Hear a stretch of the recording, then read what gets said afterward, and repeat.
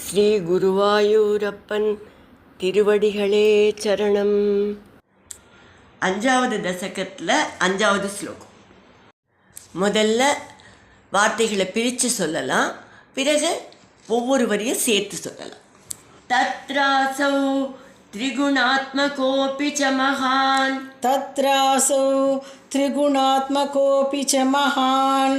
சத்வப்ரதானஸ்வயம். சத்வப்ரதானஸ்வயம்.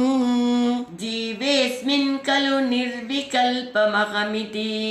ஜீவேஸ்மின் கலு நிர்விகல்பமஹமிதி. உத்போத நிஷ்பாதகः. உத்போத நிஷ்பாதகः. சக்ரேஸ்மின் சவிகல்பபோதகமஹம். சக்ரேஸ்மின் சவிகல்பபோதகமஹம். தத்வம் மகான் கல்வசௌ. தத்வம் மகான் கல்வசௌ. சம்புஷ்டம் திரிகுணைஸ்தமோதி பகுலம். சம்புஷ்டம் திரிகுணைஸ்தமோதி பகுலம். விஷ்ணோ பவத் பிரேரணாத். விஷ்ணோ பவத் பிரேரணாத். தத்ராசௌ திரிகுணாத்மகோபி ச மகான் சத்வப்ரதானஸ்வயம். தத்ராசௌ திரிகுணாத்மகோபி ச மகான் சத்வப்ரதானஸ்வயம். ஜீவேஸ்மின் கலு நிர்விகல்பமஹமிதி உத்போத நிஷ்பாதகः. ஜீவேஸ்மின் கலு நிர்விகல்பமஹமிதி உத்போத நிஷ்பாதகः. சக்ரேஸ்மின் சவிகல்பபோதகமஹம். தத்வம் மகான் கல்வசௌ. சக்ரேஸ்மின் சவிகல்பபோதகமஹம். தத்வம் மகான் கல்வசௌ. சம்புஷ்டம் திரிகுணைஸ்தமோதி பகுலம். விஷ்ணோ பவத் பிரேரணாத். சம்புஷ்டம் திரிகுணைஸ்தமோதி பகுலம். விஷ்ணோ பவத் பிரேரணாத். இப்போ நாம் இந்த ஸ்லோகத்தோட வார்த்தைகளை பிரித்து அர்த்தங்களை பார்க்கலாம்.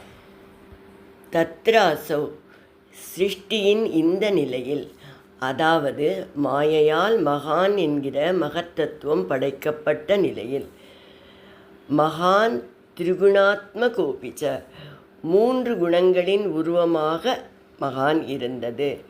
சத்வப்பிரதான ஸ்வயம், பின்னர் சத்வகுணம் பிரதானமாக ஆகிறது. அப்போது ஜீவேஸ்மின் இந்த ஜீவனில் நிர்விகல்ப அகம் இது உத்போத நிஷ்பாதக, சங்கல்ப விகல்பம் இல்லாத, வேற்றுமை இல்லாத நான் என்ற உணர்வை உண்டாக்குகிறது. மகான் கலு அசவ், இந்த மகத்தத்துவமே சம்புஷ்டம் திரிகுணாஸ்தமோதி பகுலம், 3 குணங்களில் தமோகுணம் பிரதானமாக ஆகியபோது, சவிகல்ப போதக, சங்கல்ப விகல்பத்தை அதாவது வேறுபாடுகளை காணும் அகம் தத்துவம் அகங்காரத்தை விஷ்ணோ பவத் பிரேரணாத் உங்கள் தூண்டுதலால் சக்ரேஸ்மின் தோற்றுவித்தது.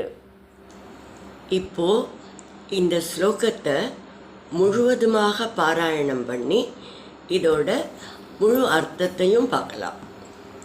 தத்ராசௌ திரிகுணாத்மகோபி ச மகான் சத்வப்ரதானஸ்வயம். ஜீவேஸ்மின் கலு நிர்விகல்பமஹமித்யுத்போத நிஷ்பாதகः. சக்ரேஸ்மின் சவிகல்பபோதகமஹம். தத்வம் மகான் கல்வசௌ. சம்புஷ்டம் திரிகுணைஸ்தமோதி பகுலம்.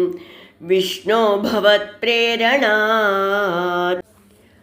மாயை என்று சொல்லப்படுகிற மூலப்பிரகிருத்தியிலிருந்து மகத்தத்துவம் உருவானது. மாயையிலிருந்து வந்ததான மகத்தத்துவத்திலும் சத்துவம் ரஜஸ் தமஸ் என்ற 3 குணங்களும் இருந்தன. பிறகு இந்த மகத்தத்துவத்தில் சத்துவகுணம் பிரதானமாக ஆனது.